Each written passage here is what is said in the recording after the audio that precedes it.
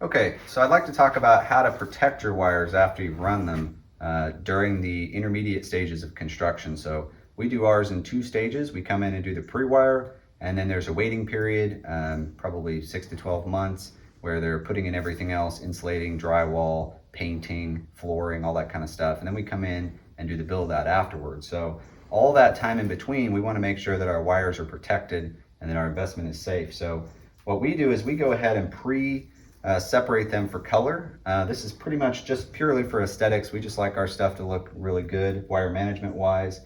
So we've got them separated. This green bundle is the RG or the Cat 6. The purple is shielded grounded Cat 6. The white is the speaker wires. Black is RG6 or coax. And then this yellow and red bundle is the alarm wires.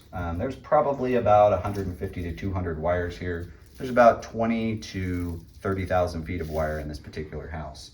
So what we do is we separate them before they go into the final D-ring, because the yellow and red, they're going to go into a low voltage panel. The black is also going to go into a low voltage panel. And then these will all join together coming down from the ceiling of the server room. So that's why we have them separated color-wise like this, so that these 3 can easily be joined together. Then what we do is we take some shrink wrap. They sell about a 6-inch roll of shrink wrap on Amazon for a 2-pack. It's pretty affordable, like 1,000 feet per roll.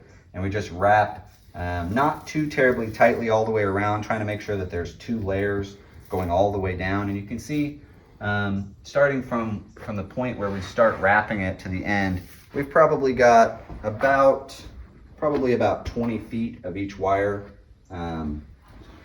saved here just in case. We'll probably end up cutting off somewhere between 0 and 10 feet of each of these types of wires, but it's always better to have more than you need. You do not want to be short, and of course you're always going to be limited by whatever your shortest wire is. So if you take some of these Cat 6 for example, we just stopped whenever we found our shortest wire and then cut all of these to roughly match the same length, and they'll get trimmed again later. So it's important not to wrap the shrink wrap too tight, or else as you go to bend it, or if it gets dragged along the floor, it'll start eating up that shrink wrap, and it's so thin already that it tends to cut the shrink wrap. But one of the biggest things this is for is to keep spray foam off of these wires.